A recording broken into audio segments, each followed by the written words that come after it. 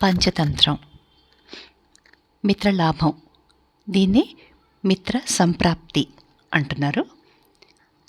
దక్షిణ దేశంలో మహిళారూప్య నగరం సమీపంలో ఉండిన మహారణ్యంలో ఒక విశాలమైన వటవృక్షం ఉండేది. దానిమీద ఉండిన అసంఖ్యాకమైన పళ్లను వేలాది పక్షులు తినేవి. దాని నీడ కింద ఎంతమంది బాటసారులైనా విశ్రమించడానికి చోటుండేది. దాని ఊడలు ఎంతో మేర దిగాయి. దాని ఆకుల మధ్య ఎన్నో రకాల పక్షులు గూళ్ళు కట్టుకున్నాయి. దాని కొమ్మల మీద అనేక కోతుల సమూహాలు నివసించేవి. దాని పూల తేనెలను అంతులేని తేనెటీగలు పట్టుకుపోయేవి. ఆ మహావృక్షం మీద లఘుపతనకం అనే కాకి నివసిస్తూ ఉండేది. ఒకనాడు అది ఆహారం కోసం మహిళారూప్య నగరం కేసిపోతూ ఒక బోయవాణ్ణి చూసింది. వాడు నల్లగాను క్రూరంగానూ ఉన్నాడు. వాడి చేతిలో వల ఉంది. వాణ్ణి చూసి కాకి, ఈ దుర్మార్గుడు నేనుండే వటవృక్షం వైపే పోతున్నాడు. అక్కడ వాడు తప్పక పక్షులను పట్టుకుంటాడు. పాపం, వాటి గతి ఏమి కానున్నది తెలీదు. ఏమైనా నేను వాటిని కాపాడాలి అనుకున్నది. ఇలా అనుకుని ఆ కాకి వెనక్కి తిరిగి వెళ్ళి పక్షులన్నిటితోనూ ఇలా చెప్పింది. వల, బియ్యపు గింజలు తీసుకుని ఒక బోయవాడు ఇటుగా వస్తున్నాడు. మీరు ఆ దుర్మార్గుణ్ణి కానీ, వాడు చేసే బియ్యాన్ని కానీ, వాడు వేసే బియ్యాన్ని కానీ నమ్మకండి. వాడు వలవేసి బియ్యం చల్లుతాడు. ఆ బియ్యాన్ని మీరందరూ విషం కింద భావించి వర్జించండి అని చెప్పింది. బోయవాడు వటవృక్షం వద్దకు వచ్చి వలపరచి బియ్యం గింజలు చల్లాడు. తర్వాత వాడు కొంత దూరం వెళ్ళి ఒక చోట దాగి వలవేసి చూడసాగాడు. కాకి ముందుగానే హెచ్చరించడం చేత పక్షులన్నీ రహస్యంగా దాక్కున్నాయి. కానీ కొద్దిసేపటికల్లా చిత్రగ్రీవం అనే పావురాల రాజు తన 1000 మంది అనుచరులతో సహా ఆహారాన్ని వెతుకుతూ అటుగా వచ్చింది. దూరాన ఉండగానే వాటికి బియ్యపు గింజలు కనబడ్డాయి. అవి వాటికేసి ఎగురుతూ వచ్చాయి. కాకి వాటికి ప్రమాదం గురించి హెచ్చరిక చేసింది, కానీ లాభం లేకపోయింది. జీవాచాపల్యంతో పావురాలన్నీ బియ్యపు గింజలపైన వాలి వలలో చిక్కుకున్నాయి. అజ్ఞానంలో ఉంటూ జీవాచాపల్యానికి గురి అయ్యే ప్రాణులు చేపలలాగా ఆకస్మిక మరణానికి గురి కావడం తప్పదు కదా. అంత మాత్రాన పావురాలను తప్పుపట్టాల్సిన అవసరం లేదు. మానవ జాతికి దురాశ సహజమే కదా. లేకపోతే రావణాసురుడి వంటి దైవభక్తుడు ఇతరుడి భార్యను అపహరించడం పాపమని ఎందుకు గ్రహించకపోవాలి? దైవస్వరూపుడైన రాముడికి బంగారు లేడి అసంభవమని, అది మాయ అని ఎందుకు తెలియకపోవాలి? ధర్మపరుడైన యుధిష్ఠిరుడు పాచికలాడి ఆకస్మికంగా తన సర్వస్వం ఎందుకు పోగొట్టుకోవాలి? తన మనసును ఏదైతే ఆకర్షిస్తుందో దాని వెనక దాగి ఉండే ప్రమాదాన్ని మనిషి గుర్తించలేకపోతాడనుకోవాలి.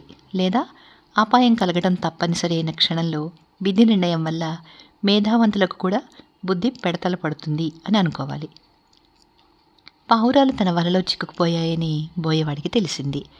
బోయవాడు పన్నిన ఉచ్చులలో తన అనుచరులందరూ చిక్కుకుపోయిన సంగతి గ్రహించి చిత్రగ్రీవం వాటితో ఇలా అంది. విచారించి కుంగిపోకండి. ఆపదలో మనసును చిక్కబట్టుకున్నవాడు ఆపదను గడవగలుగుతాడు. బోయవాడు వచ్చే లోపున మనందరం ఒకేసారి గాలిలోకి ఎగిరి వలతో సహా ఆ దుర్మార్గుడికి కనపడకుండా వెళ్ళిపోదాం. అలా అయితేనే మనం బతికిపోతాం. అలా కాక మనం నిరాశ చెంది కుంగిపోయి తలా ఒక దిక్కుకు ఎగిరిపోయినట్టయితే మనందరికీ 2 తలల పక్షి కథలోలాగా ప్రమాదం తప్పదు. 2 తలల పక్షి కథ. ఒకప్పుడు 2 తలల పక్షి ఒకటి ఉండేది. ఆ తలలు విరుద్ధ దిక్కులుగా ఉండేవి. ఒకనాడు ఒక నోటికి అమృతం అందింది. రెండో నోరు తనకు కూడా అమృతంలో భాగం ఇయ్యమంది. దానికి మొదటి నోరు ఒప్పుకోలేదు. అందుకని రెండో నోరు విషం కోసం వెతికి తిన్నది. ఆ విషం పక్షిని, దాని 2 తలలను కూడా చంపేసింది. పావురాల రాజైన చిత్రగ్రీవం ఈ విధంగా హెచ్చరించిన మీదట పక్షులన్నీ ఒక్కసారిగా వలతో సహా ఎగిరాయి. బోయవాడు వాటి వెంబడి నేల మీద పరిగెడుతూ, ఆ పక్షులు త్వరలోనే తమలో తాము కీచులాడుకోక మానవు. అప్పుడు అవి తప్పక నా వలతో సహా కింద పడతాయి అనుకున్నాడు. లఘుపతనకం అంటే కాకి ఆహారం కోసం వెతకటం కూడా మాని వల వెనకగా తాను కూడా ఎగురుతూ వెళ్ళింది. త్వరలోనే పావురాలు వలతో సహా బోయేవాడికి కనబడనంత దూరం వెళ్ళిపోయాయి. వాడు నిరాశ చేసుకుని, రాసిపెట్టి లేనిది జరగదు, రాసిపెట్టి ఉన్నది ప్రయత్నం అవసరం లేకుండా దానంతట అదే జరుగుతుంది, నా కుటుంబానికి జీవనాధారంగా ఉండిన వల కూడా పోయింది అనుకుని వెనక్కి మళ్ళాడు.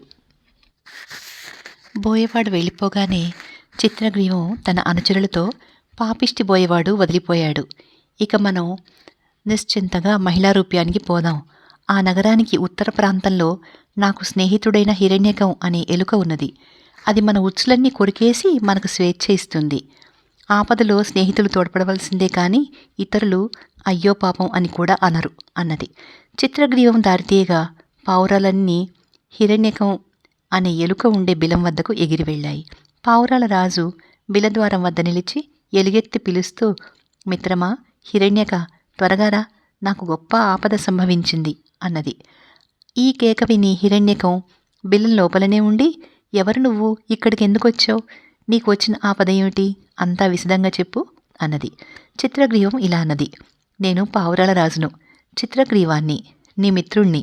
త్వరగా రా, నాకు నీ సహాయం వెంటనే కావాలి. ఈ మాట విని హిరణ్యకం మిత్రుణ్ణి చూసే ఆనందంతో బయటకు వచ్చి తన మిత్రుడు అతని అనుచరులు ఉచ్చులలో చిక్కుకుని ఉండడం చూసి దుఃఖిస్తూ ఏమిటిది అని అడిగింది. దానికి చిత్రగ్రీవం ఇలా అన్నది. ఎందుకు అడుగుతావు, గ్రహించలేవా? పూర్వజన్మలో చేసుకున్న దుష్కృతం కొద్దీ విధి రకరకాల పనులు చేయిస్తుంది. జీవచాపల్యం కారణంగా ఈ విపత్తు తెచ్చుకున్నాం. హిరణ్యకం ఇలా అంది. పక్షి 100 మైళ్ళ దూరాన ఉన్న ఆహారాన్ని చూడగలదు, కానీ కళ్ళ ఎదుటనే ఉన్న వలను చూడలేదు. అయినా విధి బలీయం అనే నిర్ణయానికి నేను వచ్చాను. ఏమంటావా? మహాబలవంతులైన సూర్యుడు, చంద్రుడు రాహుకు చిక్కుతున్నారు కదా. మదించిన ఏనుగులు, క్రూర విషసర్పాలు, గాలిలో ఎగిరే పక్షులు మనిషికి దొరికిపోవడం లేదా? ఎక్కడ జీవించినా ప్రాణులను మృత్యువు పట్టుకుపోతూనే ఉంది. ఇలా అని హిరణ్యకం పక్షుల బంధాలను కొరకనారంభించింది. అప్పుడు చిత్రగ్రీవం హిరణ్యకంతో, మిత్రమా, ముందు నా ఉచ్చులు కొరకకు, నా అనుచరులను విడిపించి తర్వాత నన్ను విడిపించు అంది. ఇది అర్థం లేని మాట. యజమాని తర్వాతనే అనుచరులు అన్నది హిరణ్యకం. మిత్రమా, అలా అనకు. వీళ్ళు పాపం నాపైన ఆధారపడి ఉన్న అభాగ్యులు.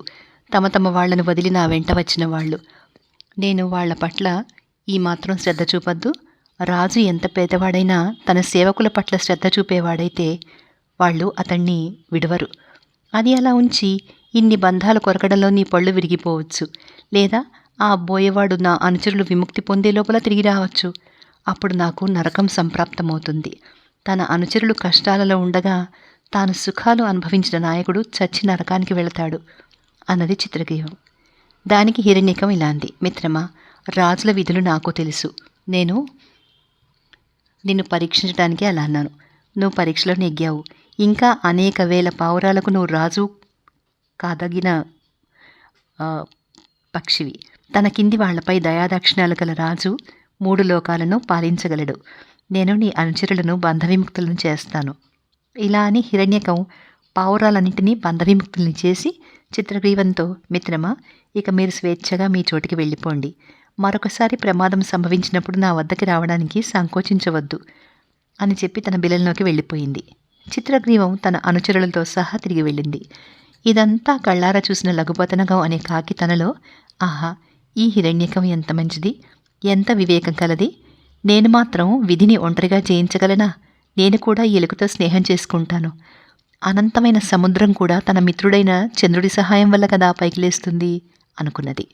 అది హిరణ్యకం ఉండే బిలం వద్దకు వెళ్ళి చిత్రగ్రీవం గొంతుతో, ఏ హిరణ్యక, ఏమోయ్ అని పిలిచింది. ఆ కేక వినగానే తాను చిత్రగ్రీవం బంధాలు కొరకడం మర్చిపోయానేమో అని అనుమానం తగిలి హిరణ్యకం తన బిలం నుంచే ఎవరది అని అడిగింది. నేను లఘుపతనకం అనే కాకిని అంది కాకి. ఆ మాట వినగానే హిరణ్యకం తన బిలంలోకి మరింత దూరం వెళ్ళి, ఇక్కడి నుంచి వెంటనే వెళ్ళిపో అంది. దానికి కాకి, నన్నెందుకు పొమ్మంటున్నావు, నేను అతి ముఖ్యమైన పని మీద వచ్చాను అన్నది. నీకు నాకు పొత్తు క్షేమకరం కాదు అన్నది హిరణ్యకం. కాకి ఇలా అంది. నువ్వు చిత్రగ్రీవాన్ని అతని అనుచరులను బంధవిముక్తుల్ని చేయడం చూసి నేను పరమానందం చెందాను. అందుకని నేను నీ స్నేహం కోరుతున్నాను అన్నది. నువ్వు తినేదానివి, నేను ఆహారాన్ని. మన ఇద్దరికి సఖ్యం ఎలా సాధ్యమవుతుంది? మైత్రికి వియ్యానికి జన్మలు సంపదలు సమానంగా ఉండాలి కదా. అంతేగాని ఒకరు ధనికులు, ఒకరు పేదవారు, ఒకరు బలులు, ఒకరు దుర్బలులు అయితే అవి సాధ్యపడవు. అందుచేత నువ్వు తక్షణం వెళ్ళిపో అన్నది హిరణ్యకం. నువ్వు బయటకు రాకపోతే నేను నీ కలుగు ద్వారం దగ్గరే ప్రాయోపవేశం చేసి ప్రాణాలు విడుస్తాను అన్నది లఘుపతనకం. నువ్వు ఎంత అసమంజసంగా మాట్లాడుతున్నావు. నా సహజ శత్రువుతో నేను ఎలా స్నేహం చేయగలను? ఎలా కాళ్ళవేళ్లా పడినా ఎంత సమభావాలు కలవాడైనా శత్రువుతో చెలిమి చేయరాదు అని పెద్దలు చెప్పరు. సలసల కాగే నీరు సైతం నిప్పును ఆర్పుతుంది కదా అన్నది హిరణ్యకం. నువ్వు చెప్పేది మాత్రం ఏం సమంజసంగా ఉంది? నా మొహం చూడకుండానే నేను నీ సహజ శత్రువుని అని ఎలా అంటున్నావు అని లఘుపతనకం అడిగింది. శత్రువులు 2 రకాలుంటారు. కొందరు జాతి శత్రువులు, మరికొందరు ఏవో కారణాంతరాల వల్ల శత్రువులవుతారు. నువ్వు నాకు జాతి శత్రువువి. జీవిత వ్యాపకంలో ఏదో కారణం వల్ల ఏర్పడిన శత్రుత్వాన్ని తెలివిగా పరిష్కరించవచ్చు. జాతి వైషమ్యం మాత్రం ఎవరో ఒకరు చస్తే గాని అంతం కాదు అన్నది హిరణ్యకం. ఈ 2 రకాల శత్రువుల మధ్య తేడా తెలుసుకోవడం ఎలాగో దయ ఉంచి చెప్పు అని కాకి అడిగింది. దానికి ఏలుక ఇలా చెప్పింది. సంపర్కం వల్ల ఏర్పడే శత్రుత్వానికి ఏదో ఒక ప్రత్యేకమైన కారణం ఉంటుంది. ఆ కారణాన్ని తొలగిస్తే ఆ శత్రుత్వం కూడా పోతుంది. ముంగీస, పాము, శాకాహార మృగాలు, మాంసాహార మృగాలు, నీరు, నిప్పు, ధనికులు, దరిద్రులు, సింహము, ఏనుగు, వేటగాడు, లేడి, వేదాలు తెలిసిన బ్రాహ్మణుడు, నాస్తికుడు, వివేకి, మూఢుడు, శీలవతులు, నీతిమాలిన స్త్రీలు, దేవతలు, రాక్షసులు, వీళ్ళ మధ్య సహజ శత్రుత్వం ఉంటుంది. వీటిలో ఏ ఒక వర్గము ఇంకొక వర్గాన్ని పూర్తిగా నిర్మూలించలేదు, కానీ వాళ్ళ మధ్య సంఘర్షణ సాగుతూనే ఉంటుంది. ఒకరిని తుడిచిపెట్టలేకపోయామే అన్న బాధ మరొకరికి ఉంటూనే ఉంటుంది. అలాంటి శత్రుత్వానికి విరుగుడు లేదు. అలాంటి శత్రుత్వం అనర్థమైంది. వివేకి అయినవాడు కొత్త మిత్రులను సంపాదించాలి, కానీ పాత శత్రుత్వాలు పెంచుకోరాదు. కనుక నాతో స్నేహం చేయి అంది కాకి. దానికి ఎలుక ఇలా అంది. నువ్వు మంచిదానివే కావచ్చు, నాకు అపకారం చేసే ఉద్దేశం నీకు లేకపోవచ్చు. అయినా మన స్నేహం వల్ల మేలు జరగదు. చివరికి ప్రకృతి స్వభావం జయిస్తుంది. నేను చాలా మంచిదాన్ని కాబట్టి ఎవరి శత్రుత్వము నాకు కీడు కలిగించదు అనొచ్చు. కానీ పాణిని అనే వ్యాకరణవేత్తను ఒక సింహం చంపింది.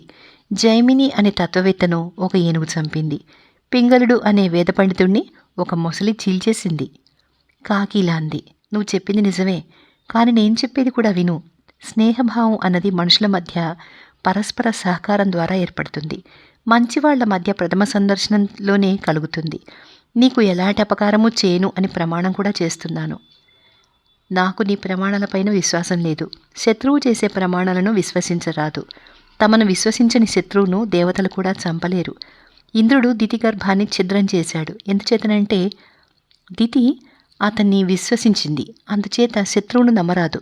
ఎంతటి మహాబలులు కూడా విశ్వాసం ఉంచిన కారణంగా దుర్బలుల చేత నాశనం పొందుతారు అంది ఎలుక. ఈ మాటలు విని కాకి కొంతసేపు ఏమీ అనలేకపోయింది. ఈ ఎలుకకు ఎంత నీతి తెలుసు! దీని స్నేహం చేయాలనే కోరిక నాలో ఇంకా పెరుగుతోంది, కానీ తరగడం లేదు అని అది అనుకుంది. చివరికది, ఓ హిరణ్యక, 7 అడుగులు కలిసి నడిస్తేనే మిత్రులవుతారంటారు కదా. ఈ దీర్ఘ సంభాషణ వల్ల నువ్వు అనుకోకుండానే నాకు మిత్రుడమైనావు. ఇలా మనం రోజూ మంచి చెడ్డలు మాట్లాడుకోవచ్చు కదా అంది. కాకి తెలివి, దాని మాటలో నిజము ఎలుక గ్రహించి అలాగే చేయవచ్చు, కానీ నువ్వు నా కలుగులోకి ఎన్నడూ ప్రవేశించరాదు అన్నది. అందుకు కాకి ఒప్పుకుంది. అది మొదలు కాకి ఎలుక రోజు కలుసుకుని చర్చలతో మహా సంతోషంగా కాలం గడుపుతూ వచ్చాయి. అవి పరస్పరం సహకరించేవి కూడా. యజ్ఞాలు చేసిన చోట మిగిలిపోయిన మాంసము, అన్నం మెతుకులు తెచ్చి కాకి ఎలుకకి ఇచ్చేది. అలాగే ఎలుక తాను రాత్రివేళ సేకరించిన బియ్యము, ఇతర తినుబండారాలు కాకికి పెట్టేది. ఇలాంటి ఇచ్చిపుచ్చుకోవడాలతో రెంటి మధ్య మైత్రి దృఢమైంది. ఇచ్చిపుచ్చుకోవడాలు లేని స్నేహం అంటూ ఉండదు కదా. దేవతలు సైతం మొక్కులు చెల్లిస్తే గాని కోరికలు తీర్చరు. ఇవ్వడం ఉన్నంతకాలమే మమకారం ఉంటుంది. తల్లి దగ్గర పాలు రావడం నిలిచిపోగానే దూడ తల్లిని వదిలేస్తుంది. అలా కాకుండా ఇవ్వడం ద్వారా శత్రువుని మిత్రుడుగా కూడా చేసుకోవచ్చు. జంతు జాతిలో ఇచ్చే గుణం కడుపు తీపి కన్నా హెచ్చైనది. గేదె తన దూడ ఉండగానే తన పాలను ఎలాంటి దుర్మార్గుడికైనా ఇచ్చేస్తుంది. సహజ శత్రువులై ఉండి కూడా ఎలుక కాకి దృఢ స్నేహంలో బంధించబడిపోయి సరదాగా చర్చలు జరుపుకుంటూ వచ్చాయి. అంతలో ఒకనాడు కాకి ఎలుక వద్దకు వచ్చి కన్నీరు పెట్టుకుంటూ గద్గద స్వరంతో, ఓ హిరణ్యక, మనకు త్వరలోనే ఎడబాటు రానుంది. నేను ఈ దేశం విడిచిపోవాల్సి వస్తోంది అంది. ఏ అని ఆశ్చర్యపోతూ హిరణ్యకం అడిగింది. దేశంలో భయంకరమైన నీటి కరువు ఏర్పడింది. ప్రజలు మాడిపోతున్నారు. యజ్ఞాలు నిలిచిపోయాయి. వాటి మూలానే నాకు మంచి ఆహారం దొరికేది. ప్రజలు ఆకలి బాధను తట్టుకోలేక అడ్డమైన పక్షులను పట్టుకుని తింటున్నారు. ఏ ఇంట చూసినా పట్టుబడిన దౌర్భాగ్య పక్షులే కనపడుతున్నాయి. వాటిని చూస్తే నా గుండె తరుక్కుపోతుంది. నేను కూడా పట్టుబడి ఎలాగో ప్రాణాలతో తప్పించుకున్నాను. అందుకే నేను వెంటనే దేశం విడిచి వెళ్ళడానికి నిశ్చయించుకున్నాను అన్నది కాకి. ఎక్కడికి పోదామనుకుంటున్నావు అని ఎలుక అడిగింది. దక్షిణ దేశంలో ఒక మహారణ్యం మధ్య ఒక పెద్ద సరస్సు ఉంది. అక్కడ నాకు నీకన్నా కూడా ఆత్మీయుడైన స్నేహితుడు మందరకం అనే తాబేలుంది. అది నాకు చేప మాంసం ఇస్తుంది. ఆ మాంసం తింటూ దానితో గోష్ఠి జరుపుతూ సుఖంగా ఉంటాను. ఇక్కడే ఉండి పక్షిజాతి బంధించబడము చావడము చూడలేను. ప్రయాణం దుర్ఘటం కాదా? అంత దూర ప్రాంతానికి వెళ్ళడం వాంఛనీయమా అని నువ్వు అడగొచ్చు. కానీ సమర్థులకు చెయ్యరానిది, పట్టుదల ఉంటే సాధించరానిది, జ్ఞానవంతుడికి పరదేశము, సాధువుగా మాట్లాడేవాడికి విజాతీయుడు అంటూ ఉండదు కదా. దేశం కరువు వాతపడి పంటలు మాడిపోతున్నప్పుడు తమ కుటుంబాలు నాశనం కావడము, దేశం దుర్భిక్షం పాలు కావడము చూడకుండా ముందుగా దాటిపోయేవాళ్ళు ధన్యులు అంది కాకి. అలా అయితే నేను కూడా వస్తాను. ఇక్కడే ఉండిపోవడం నాకు క్షేమం కాదు అన్నది ఎలుక. ఎందుచేత అని కాకి అడిగింది. అది పెద్ద కథలే, మనం సరస్సు చేరుకున్నాక చెప్తాను అంది ఎలుక. నేను ఆకాశంలో ఎగిరే పక్షిని, నువ్వు నేలను అంటిపెట్టుకుని ఉండే ప్రాణివి. మనం కలిసి ఎలా ప్రయాణించగలం అని కాకి అడిగింది. నువ్వు నా ప్రాణాన్ని కాపాడదలుచుకుంటే నన్ను నీ వీపు మీద ఎక్కించుకుని సరస్సు వద్దకు ఎగిరి వెళ్ళు. అంతకన్నా మార్గం లేదు అంది ఎలుక. సంతోషంగా ఆ పని చేస్తాను, నా అదృష్టం. ఇద్దరు స్నేహితులతో నాకు సరస్సు వద్ద మరింత ఆనందంగా కాలక్షేపం అవుతుంది అంది కాకి. హిరణ్యకం కాకి వీపు మీదకి ఎక్కింది. కాకి తొట్టుపడకుండా అతి తేలికగా సరస్సు వద్దకు ఎగిరి వెళ్ళింది. మందరకం బహుజాగరూకత గల ప్రాణి. అది ఎలుకను వీపు మీద నుంచి ఎక్కించుకుని వస్తున్న కాకిని చూసి, ఇదేదో వింత పక్షిలాగా ఉందే, వింత కాకిలాగా ఉంది, మనం తప్పుకుందాం అనుకుని నీటిలో మునిగింది. కాకి ఎలుకను ఒక చెట్టు కింద కలుగు దగ్గర దించి చెట్టు కొమ్మ చివరన వాలి, మందరక త్వరగా రా, నేను నీ మిత్రుణ్ణి లఘుపతనకాన్ని, ఆర్తితో వచ్చాను, అందుచేత వచ్చి నన్ను కౌగిలించుకో అని గట్టిగా కేకపెట్టింది.